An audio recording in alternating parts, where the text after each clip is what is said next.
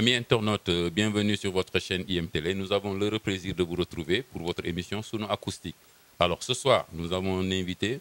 un artiste de renom. C'est vrai qu'il s'est volatilisé un peu dans la nature, mais bon, on a tout fait au niveau de IMTV pour le retrouver. Et je veux nommer un grand artiste, il s'agit de Abdou Ras. Abdou, assalamu alaikum. maaleykum salaam grand frère Djibril maa ngi lay ziare bu baax baa yaa ngi am jàmm. ñu ngi sant bu baax a baax sëñ Abdou vraiment ñu am mbégte contentement bu rëy ñëw seet si la fii ci nga nekk nii ci bërëb bi nga nekk. alors ñu ñëw def ci yow émission boo xam ne bi c'est vrai que yow gëj nañ la gis ci média yi. am na raison dinañ ci xuus na bu ñu duggee ci waxtaan bi bu baax a baax. mais fi may tàmbalee mooy pour xam Abdou. kañ la Abdou tàmbali wàllu woy.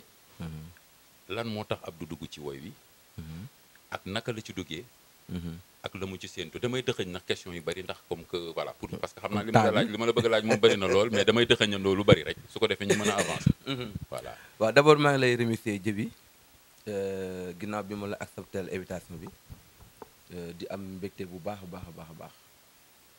ba ma laajee nag kañ la Abdou tàmbalee woy mooy mun naa ne moment bi ma amee 9 ans laa tàmbalee woy maa ngi juddoo Diourbel waaye maa ngi yaroo Kaolack quartier bu ñu naan Casaville foofu laa débuté sama art à l'âge de 9 ans ba yàlla dimbali ma suturaal ma ba ma ñibbi Diourbel continuer foofu sama art ba ni ma yàlla indee Dakar yaakaar naa ne ma jaar ci ay loxo nag ay loxo comme tey jii ànd naa ku mel ni Fatou Guewel ànd naa aussi ku mel ni Papa Ndiaye Guewel ginnaaw bi ma defee sama carrière entre Kaolack ak Diourbel ak Gambie ak Mbacké ak Bambey mais Ndakaaru laa mujjee quoi mais bu may ñëw Dakar nag Fatou Gueye laa njëkk a àndal def ak moom ay quelques albums def ak moom tournée après ànd ak Papa Ndiaye Gueye yàggul dara nag ci laa ànd ak famille Youssou Ndour ñu naan leen jóolooli te jamono yi ñu naan ko Prince Art pour tënkal la quoi comme temps bi dafa gàtt waaw. c'est vrai que am nga cursus ndax fi nga jaar bari na. expérience bi tam mu ngi fi. waaw mais man li ma la bëgg a laaj mooy Abdou lu tax ñu gëj laa dégg. waaw xam nga lu tax ñu gëj maa dégg en fait man yàlla dafa def ci man woy def ci man don ma bokk nag ci askanu lawbe ñu naan ko Haalpulaar yàlla def ci man muy woy bi may def amour la ci man lu ma doon foyee la musuma xalaat ne sax dinaa dem ba am ci tur bi ma ci am kon loolu ndimbalu suñu borom la mais métier art dafa doon loo xamante ne fu mu nekk nii en fait métier bu doy waar la métier bu difficile la te boo ci nekkee am famille yoo bokk wala nga am looy jombale sa bopp vraiment aussi di nga reculer tuuti ndax yombul waaw métier bu doy waar la voilà li tax rek en fait parce que man dama def sama premier album mu cartonné adduna bi yëpp di wax Abdou Ras absolument voilà malheureusement continue bi mu waroon am amu ko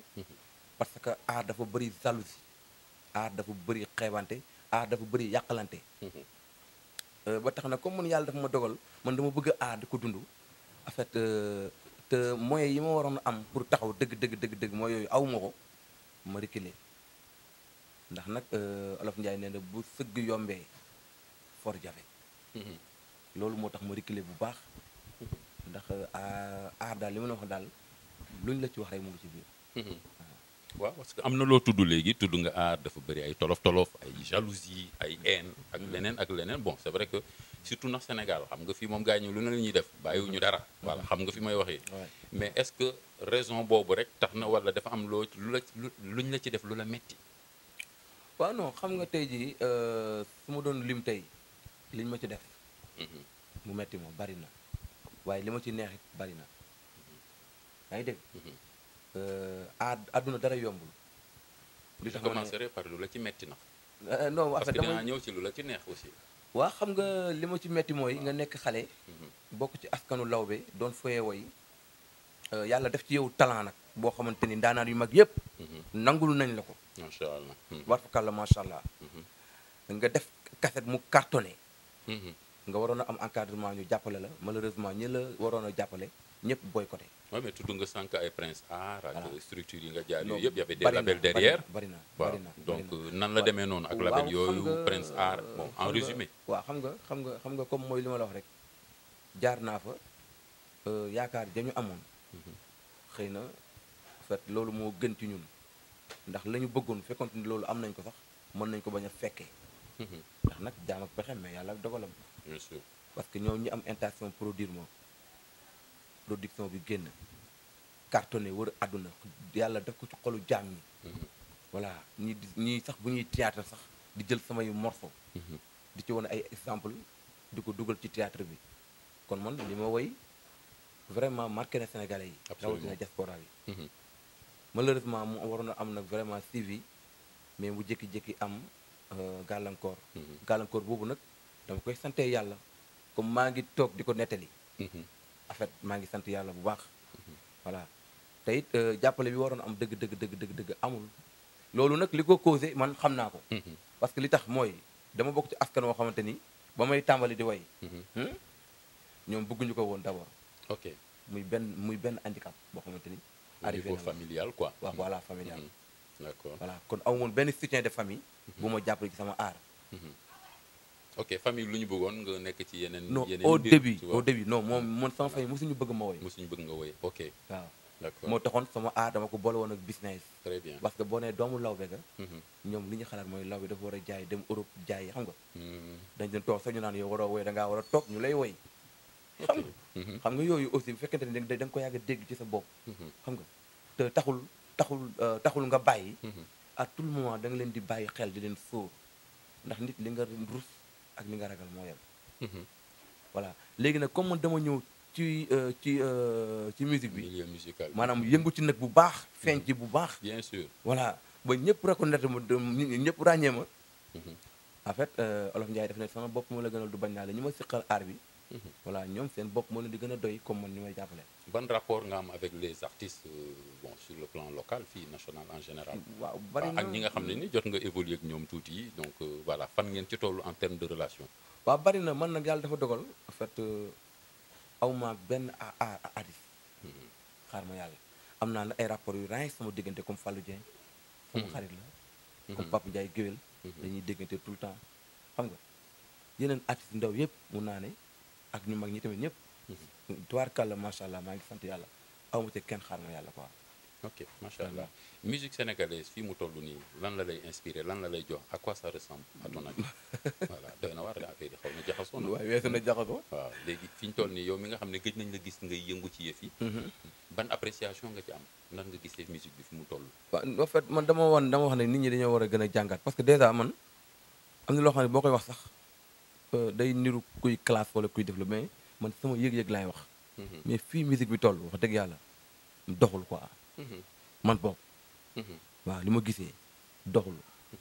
parce que li tax doxul mooy déjà man xaw ma artiste dañoo amatul inspiration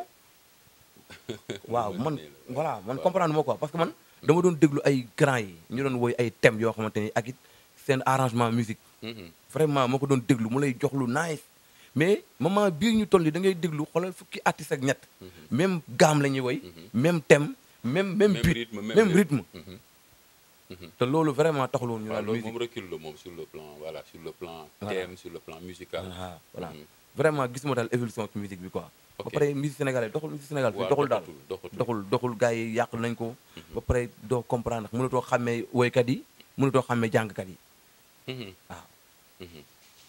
parce que bët ki démb rek maa ngi koy wax ma naan léegi ñu baal ma nag sama mbokki jàngkat yi yow naka nga mën a nekkee jàngkat nga ne yow taggkatu Seydina Muhammad nga boo demee ba am yëg-yëg xol war ngaa war a am yëg-yëgu xol am inspiration génne air buy am yëg-yëg mais yow li nga xamante ni musiciens yi woy nañ ko pendant des années mel na yow amuloo air musique bi ñu woyoon pendant des années nga jël morceau boobu dëpp ko comme tey Abdouras sama jógee ñu naan ma dof bi daf ma bëggee la ma tooñ sama diggante ci ma bëgg yàlla laa koy seedeel ok loolu air la mais au lieu que yow nga jël beneen air boo xamante ni yow da nga ne lii di da nga cee war a woy Seydina nga Muhammad inversé accord yi quoi. nga jël dëpp morceau bi Muhammadu Rasulullahi Aha. sallallahu alayhi wa sallam Hmm. yow yaay nabina Muhammadu Rasulullahi xam nga Plagiat. loolu dèjà loolu boo ko waxee rek brièvement Mhm. dañ naan mais kii morceau Abdoulaye bi la dëpp air baa ngoog ñëw na ñëw na air bi ñëw na. jot na sëkk tàmbale ko sama bopp ñu di créer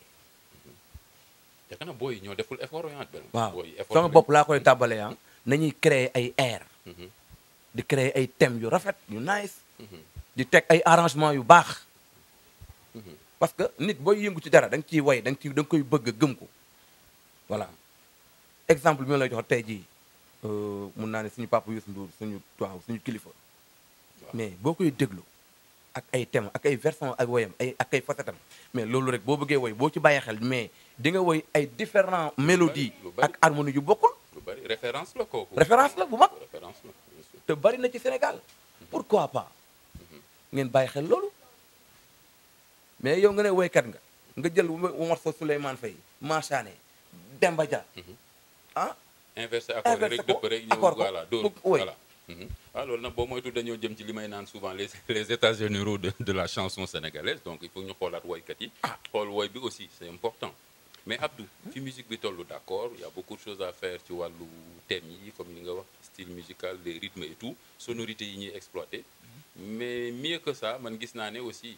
am na loo xam ne nga xëj na yéen mag ñi yéen a war a encadrer booy yi aussi pour que ñu bon voilà pour que ñu am lu Waaw, bees xam loo nga- xam ne li bu ñu ko boolee ak ñoom booy lu ñu yore. est-ce que mu xam jur nga ma leneen. wax la tey benn affaire jur man dama teel a woy mais ñu ma jiitu ci aar bi mag ma foofu ñoo nekk ci aar bi Mhm. dama teel a am tour nag teel a woy vraiment moo tax sax gars yi di ma yóbbu ci grand yi mais mun naa ne ah non mais ci grand yi nga bokk waaw loolu moom. waaw, loolu merci moom wér na waaw. merci beaucoup en tout cas waaw macha allah. en tout cas nañu gën a góorgóorlu quoi vraiment nañu gën a góorgóorlu gën a jegewaat mag ñi ci côté thème yi côté harmonie yi surtout arrangement yi quoi waay waay. waaw mais da ngay déglu tey ji juróomi mais- artiste juróom benn artiste Ouais, mais fii même am na ay gaam arrangeur am na fi ah arrangeur yi manqué fi ah boo duggee ci yenn kii ñu mel ni ñoom Ibou Mbaye je te salue au passage Ibou Mbaye claviste mu nekk ci Alune Mbaye Nder je te salue mon ami donc voilà c'est ils sont bien en arrangement moi je pense que xale yi ñoo xaw a manqué toute volonté te dañuy bëgg le gain facile et puis effort bi musique laaj xëj na ñoom mooy li nga wax léegi quoi dama lay rejoindre joxuñu ko quoi joxuñu ko ak xam donc da ngay génne benn affaire rek mu nice nii et puis 2 3 4 mouvements et puis voilà nit ñi topp la nga foog na yaa téegal gaynde gi alors que y a un travail qu'il faut faire en profondeur donc loolu moo manqué c'est ça loolu maintenant nag ñu mel ni yéen grand yi pour man si sama xalaat yéen a war a encadrer booy bu dee tam booy bëgg nañu grand yi encadrer leen parce que loolu tam mu ngi ci donc loolu moo tax ñu war a xoolaat musique bi ñu évoluer parce que boo xoolee yeneen réew yi ñu ngi ñuy raw boo demee ay Nigéria dem yeneen gox yi mais ñu ngi ñuy raw sur le plan musical alors que ñun mbalax bi mën nañ ko exploiter autrement industrie la en tout cas Industrie la. grand yi wane nañu yoon wi de Waaw. c'est-à-dire ñun nag ñun ñoo war a góorgóorlu bañ a yàkkamti teg ko ci yoon liggéey malheureusement nag daanaka léegi industrie musicale bi moom yàlla ma yàlla baal mais waaw y a beaucoup de choses Sénégal alors sa moom. projet immédiat balaa may dugg foofu sax dama bëggoon xuus tuuti ci nan nga gisee le rôle de la SODAV parce que souvent c'est une question que j'aime bien poser aux artistes nan nga gisee rôle SODAV fi mu toll nii bon ex BSDA la quoi avant c'était BSDA maintenant c'est SODAV seen rôle est-ce que ñoom ñu ngi koy assurer pleinement par rapport ak ni ñu war a taxawee ci artistes yeeg yooyu yëpp quoi tu vois. waaw xam nga dafa am ñaari ñoo xamante ni en fait ñun tamit dañ ciy am benn part de responsabilité parce que comme yàlla dafa dogal ñun ay musiciens lañu te musiciens yi pour nga mën a gis sa bopp ci SODAV mooy d'abord ngay am ay spectacle di jouer waaw di remplir say fichiers di ko yóbbu loolu tamit dafa am solo trop parce que man dëgg yàlla bu fekkente ne da ngaa basé wu rek léegi ci album yi te album léegi doxatul ouais c'est ça. voilà man moo tax léeg-léeg su ma demee SODAV ni bu ñu ma fa joxee 20 000 sax dama koy sante yàlla suñu borom quoi mais Abdouras lan mooy projet à l'immédiat fi ñu toll nii lan mooy say projet Très c'est bien, vrai sama- que gën nit ñi gëj nañ laa dégg namm nañ la na xan loolu Waaw, loolu moom maa la koy yóbbante gars ñi namm nañ la de man bi may ñëw naan damay def émission ak sama gars yi sax ñu naan ma mais attends kooku fan la nekk ñun ñaa ngi koy wër waaw donc yow sénégalais yi ñu ngi lay wër soxla nañ la da nga génn def un grand boom et puis voilà ñëpp apprécier ñu jékki-jékki nga éclipsé wu wax nga raison yi nag am na loo ci jot loo ñu ci jot a ñamal mais moi je pense que am na looy waajal waaw dëgg la am na looy waajal xëj na da ngay xaw a waaw nekk si sa ruq rek comme ni waaw gars yi yenn gars yi rek mais am na looy waajal loolu lan non non man maanaam man am na lu bari lu ma yàgg naa waaj sax nag quoi yàgg naa waaj mais comme li ma la wax léegi quoi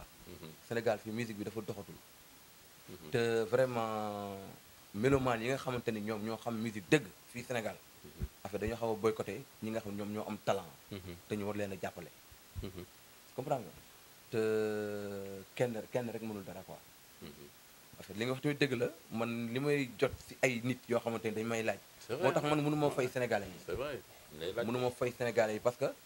man jàpp naa ne sax defaguma fi dara parce que ñaari album laa fi def mais dafa mel ni 10 album laa génnee ma koy sante yàlla nag julli ci Seydina Muhammad di wax ne jàmbaar amul ko yàlla dimbalee am dëgg la waaw mais musique fii dafa metti parce que il faut que nga am jàppale ko waaw gis nga tey boo amoon tey ji 1 milliard yow moomal sa bopp te amuloo encadrement bu baax staff bu dëgër surtout loolu xoolal xaalis bi day jeex tàkk te kenn du la dégg dëgg la waaw si wàllu jàppale boobu moo tax ma interpellé ci question bi c'est-à-dire que tey am na ñooy liggéeyal wala ñoo xalaat liggéeyal ci lan exactement ci lan la Abdou nekk waaw non moment bi boo gisee wax dëgg yàlla dama reculé woon d'ailleurs sax dama amoon beneen business bu ma doon defal sama bopp ndax wax dëgg yàlla moment bi ñu toll nii musique dundalul kenn waaw et pourtant métier bu noble la métier bu riche la voilà mais comme ñun ñi nga xamante ni en fait yàlla dañ ñun dañ cee dugg yàlla may ñu ci yenn tur yi mais dañ cee bëri ay jafe-jafe waaw bëri ci ay gàllankoor yooyu nag sant yàlla parce que boo mënul woon dara wala jéemuloo dara en fait yenn gàllankoor yi doo ko am bien sûr voilà kon loolu dañuy ñaan yàlla rek gën a góorgóorlu loo xam ne sénégalais ñu ngi ñuy bàyyi xel lépp lu ñu mën ci satisfaire suñuy fans ak suñuy soppe yi dinañ ko def oui alors tàllal loxo yi voilà oui émission bi moom mënuñu ko terminer te bon déjà moom c'est sûr que sànq am na foo xàcc foo dugg sànq ak voix bi moom macha allah ñun xaw nañoo daanu fi ah maa sama caméraman bi mais moom mënuñoo jeexal moom te doo ñu ñamal dara mais am na foo xam ne fi aussi bëgg naa la ci interpeller parce que dañ nekk ci wàllu actualité la dañ nekk ci réew mu xam ne bi xaw na yëngu nax ñu ngi jëm ci ay élections politique bi jaxasoo yi réew mi daal ban lecture nga am ak fi réew mi toll ak politique beeg ñoom seen voilà ban appréciation nga am ci situation wu réew mi actuellement fi ñu toll nii ak lan aussi ngay dee politiciens yeeg ak ci fii ñu jëm muy échéance yi lu ci sa xalaat ak lan nga ciy conseiller nit ñi waaw xam nga sama deuxième album dama woy benn morceau bu ma tuddee woon démocratie maa ngi ci naan démocratie bokk na ci weccooy xalaat juboo ci kawi kàddu yërmande ak dimbalante mooy jàmmi réew ci askan wi nee na kuy xëccoo yenu guy nag soo ko déggee mooy kuy xëccoo yenu réew war nga yaakaar ñu la jàppale caria kon nañu bokk yoon bu jëm ci guy gi ngir yëkkati askan wi parce que ndogal njiit yàlla moo koy def njiit sàkkul boppam yàlla mooy sàkk njiit kon yow mi yàlla dogal ngay njiit na nga xalaat ñi la faloon te bañ lay fal yàlla def cofeel ak yaakaar ci seen xol ak seeni xel ba tax ñu jël seeni carte sànni la ko waaye yow mi nga xamante ni yow yaa falu bul falu rek fàtte sa ginnaaw loolu lay lancé képp koo xamante ni homme politicien nga nekk ci bagage yi daal te xam ne Sénégal en fait ñun dañoo bëgg xoolal kuy jëf parce que nit li ñuy déglu mooy waxam mais li jar a xool mooy jëfam message bu leer la et puis c'est un rappel en même temps li ngay waxee noonu c'est un rappel donc pour les politiciens à bon entendeur salut c'est un message très très clair et très profond Abdou foog nga ñamal ñu dara ndax émission bi mënul jeexee noonu yow xam nga loolu moom newoon nga ma doo ci dugg sax waaye bii moom li xale yi naan maa la ko ñaan waaye bii moom maa la ko ñaan foog nga am loo ñu may waaw dëgg la en fait man it dinaa la may dinaa la ñaan dara exclusivité la mon frère mais man tamit dinaa la ñaan dara dama bokk ci benn société bi boo xam ne damay jaay karo ok loolu dina am fu mu jàll après ci script bi voilà incha allah loolu amul problème loolu moom dama koy may quoi bu soobee yàlla Abdouras ak Sentec karo bépp dimension karo boo bëgg incha allah boo ma demandé incha allah rabbi dinaa la si defal faveur bu nice incha allah loolu day am fu muy dugg après loolu moom xam naa ne di nga ñu fay frais publicitaire bi loolu service commercial ngay waxal salaam loolu na wax ak waa service commercial waaw mais xam nga mu ngi noonu xam nga nag ku bokk ci gétt gi naan ci meew c'est normal c'est très normal te yéen digga ma c'est tey attaque artiste c'est normal te xam nga aar bi léegi dafa neef c'est très normal loolu moom nangul nañ la ko amul benn problème voilà loo ñuy may waaw mais. lu ñëw baax na. ah bon loo ñu may baax na. man de xamul sax lu may waxati ah. foo génn baax na. fi ma jaar ak fi ma weesu war na ma jokku jom di góorgóorlu ji bi ñaa bëgg lu leen neex aar bi dafa yaatu te yombul lool waaye jàpp te bàyyi mooy tax àgg fa nga jëm leleleleleley asib waaw mais Abdou bëggoon naa xam looy tàggatoo. waa xanaa d'abord di sant IM Télé seen télé bu riis bi macha allah waaye yow it di la remercier bu baax suñu grand frère nga suñu kilifa nga te déplacement bi nga def ñor nañu trop wax dëgg yàlla di la ñaanal yàlla yàggal taxawaay bi waaye di nuyu sama fans yëpp képp kuy bëggee Abdourass man Abdourass maa ngi lay bëggee bu baax di wax ngeen dolli ma ñaan ndax su may woy rek fans yee tax yoon wi metti na xaaxaam yi bari na waaye ñu ngi jël di sàkku ci yéen ñaan waaye di remercier tey sama jigéen bi nga xamante ni moom laa dalal moom laa nekkal fi tey ñu naan ko madame Ngiraan muy soxna Thiam waaye di sant aussi sama jigéen Anta Gueye sama yaay yi nga xamante ni dañu maa bëgg di ma tiitaroo di ma soutenir fu ñu toll ku ci mel ni maman Ami Kanji maman Yuma Diallo maman Mbène Fall vraiment ñooñu ay yaay lañ yoo xamante ni mënu ma leen a fàtte voilà sama yaay ajaratu Fatel Gajaga ca Kaolack maa ngi koy remercier bu baax ne ko maa ngi gis ñaan yi yaay booy yàlla na yàlla yàggal sa taxawaay waaye di bëggee sama fans yëpp rawatina nag askan wi ma bokk muy askanu lawbe voilà maa ngi leen di sant di leen gërëm ndax it wax dëgg yàlla bu dee jom ak ngor ak bëgg lu baax ci ñoom laa ko jëlee voilà ñoom ñoo ma tàggat ba tax na ñemewumaa def sax erreur ñu koy dégg kon sant yàlla bu baax a baax a baax a baax a baax a baax di remercier aussi waa Diourbel remercier waa Kaolack nangaan bu baax ndax it nag lépp foofu la dooree voilà maa ngi sant yàlla bu baax di wax fans yi xaar leen ñu ngi liggéey te dara waralu ko lu dul satisfaire suñuy fans rek yàlla na yàlla wàcce Sénégal jàmm yàlla dolli ñu sutura dolli ñu tranga yàlla teggil ñu gàllankoor yi ba nit ñi mën a xëppi xool mën a jàppale seen doom yi nga xamante ni dañoo am talent te ñu bëgg ko nelawal loolu baaxul Sénégal jàpp leen ci affaire yi mu dox merci. Un plaisir. Ah, me reprendre tëj bi d'accord alors ça a été un grand plaisir de vous retrouver Abdou donc émission bi macha allah li ñu naan ala daaw me na et donc à bientôt ci beneen numéro ci yeneen i vibes merci Abdou.